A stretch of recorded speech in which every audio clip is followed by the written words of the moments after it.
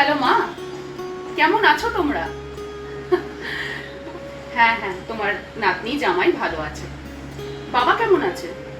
বাবা কোথায় গো? ও আচ্ছা আচ্ছা, ফিরলে একটা ফোন করতে বলো তো।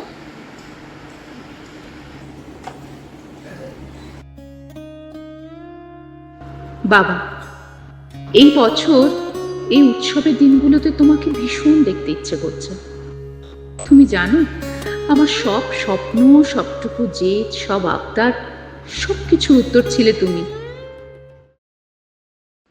তুমি তো কোনো বড় ডাক্তার, ইঞ্জিনিয়ার বা লেখক কিছুই ছিলে না। তুমি ছিলে একজন সাধারণ সরকারি কর্মচারী, আমার শহরের অগণিত মানুষের মধ্যে একজন। অথচ তোমার পরিশ্রমেই আমি পড়েছি engineering, university of engineering and management, Jaipur থেকে। তোমার মনে আছে বাবা, আমার ইউইএন জয়পুরের বন্ধুরা আসতো, তুমি কত যত্ন করে বাজার করতে, মা রান্না করতেন, তোমার কাছে ওরা ছিল সন্তানের মতোই প্রিয়। ভিন্ন ভাষা, ভিন্ন সংস্কৃতি এক স্রোতে মিশে যেত।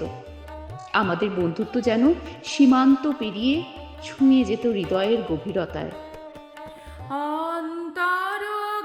তোমার মনে আছে বাবা, যেদিন আমি বিয়ে হয়ে চলে যাচ্ছিলাম, সেদিন আমি তোমাকে জড়িয়ে ধরে কত কেঁদেছিলাম, যেন আমার ছোট্ট পৃথিবীটা পিছনে ফেলে চলে যাচ্ছি।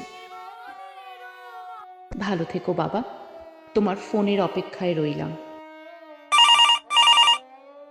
জীবনের মাঝে স্বরূপ তোমার রাখিবারে যদি পাই,